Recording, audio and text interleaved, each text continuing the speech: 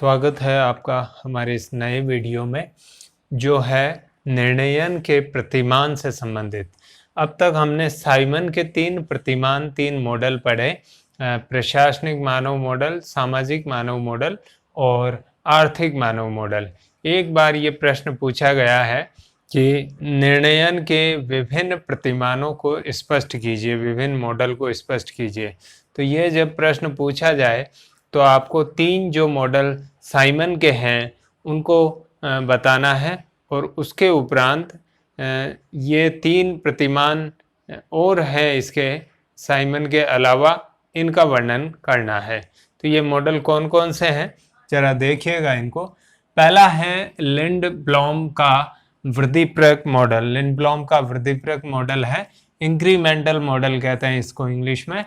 अपना एक लेख लिखा लिंडब्लॉम ने, the science of modelling through 1959 में, और उस लेख में उन्होंने ये कहा कि जो साइमन का जो मॉडल है वो बहुत ज़्यादा तार्किकता पे जोर देता है और व्यावहारिक जीवन में वैसा मॉडल उपयोगी नहीं है, क्योंकि कोई भी व्यक्ति इतना जो है तार्किक नहीं होता है। तो उन्होंने एक व्यावहारिक मॉडल बताया। व्यावहारिक मॉडल इस संदर्भ में कि वो ये कहना चाह रहे हैं कि प्राय व्यवहार में एक निर्णयनकर्ता क्या करता है, वो ये करता है कि जो कार्यक्रम या नीति या प्रोजेक्ट अभी चल रहा है उसी में कुछ जोड़ के नया निर्णय ले लेता है, यानी उसको पूरा का पूरा वो परिवर्तित नहीं करता है, उसी में कोई प्लस माइनस करके निर्णय ले लेता है।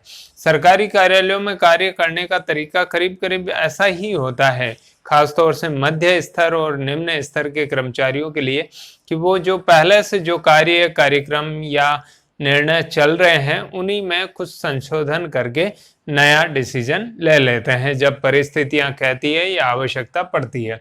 यहाँ पर दो प्रकार की अवधारणाएं दी है। एक तो है सीमांत वर्गीपरक। सीमांत वर्गीपरक का मतलब है कुछ चीजें जोड़कर जो है नया निर्णय ले लेना, और दूसरा बताया सहयोगात्मक साझा एकीकरण।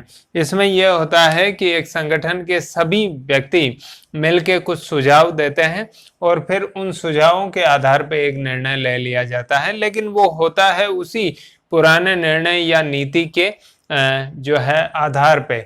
तो इस प्रकार से लिंडब्लॉम का ये वृद्धिपरक मॉडल सिंपली यह है कि जो चल रहा है उसी में कुछ चेंज करके, कुछ प्लस माइनस करके नया निर्णय ले लिया जाता है, न कि वो जैसा साइमन ने बताया है कि पूरा जो है सभी विकल्पों की खोज करता है और फिर उसके आधार पर निर्णय लेता है। ऐसा नहीं है, और न उसमें पूरी तार्किकता पाई जाती है जैसा साइमन बता रहा है।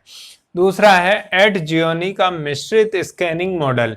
उन्होंने एक लेख लिखा, mixed scanning a third approach to decision making. 1967 में लिखा गया ये लेख है। ये जो मॉडल है एड जियोनी का, ये लिंडब्लॉम के मॉडल और साइमन के मॉडल के बीच का, इसलिए इसका नाम दिया मिश्रित, यानी दो को जहां साइमन पूर्ण तार्किकता की तरफ ले जाना चाहता है निर्णयकर्ता को, वहीं लिंडब्लॉम कहता है कि नहीं, ऐसी पूर्ण तार्किकता जैसी कोई बात नहीं होती, बल्कि जो पुराना निर्णय चल रहा है, पुराना जो डिसीजन जारी है, उसी में कुछ प्लस माइनस करके निर्णयकर्ता निर्णय ले लेता है। तो एड जियोनी लिंडब्लॉम का इस आधार पर विरोध करता है कि लिंडब्लॉम के जो मॉडल है उसमें ये कहा गया है कि कुछ भी रचनात्मक या नयापन नहीं होता।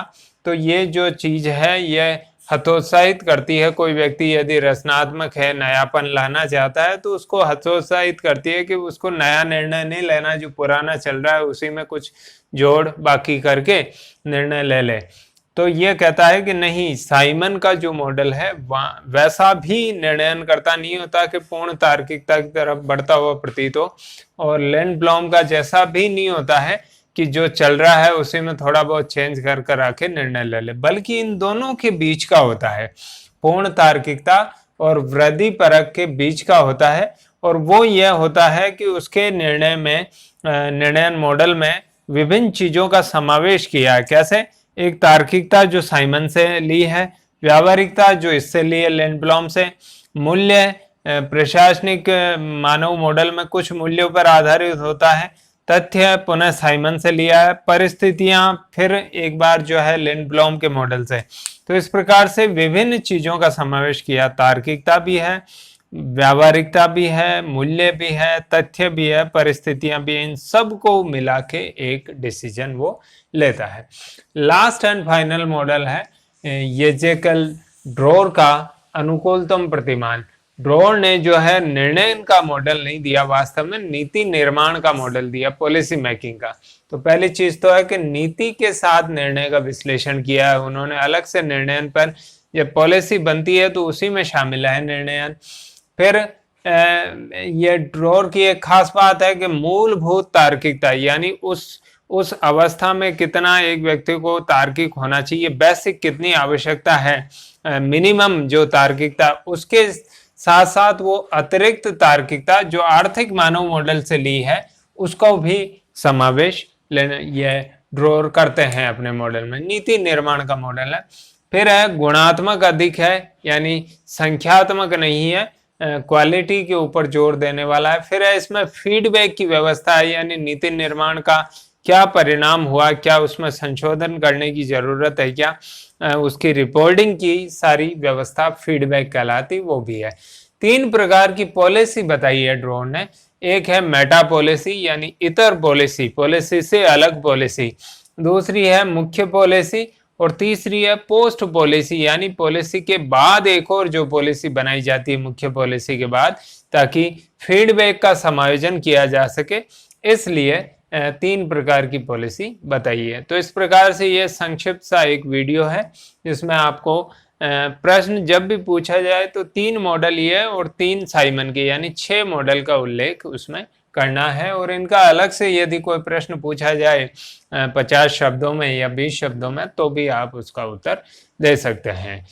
नए वीडियो में जो अगला वीडियो होगा उसमें हम पुनः एक नए चिंतक के साथ मिलेंगे।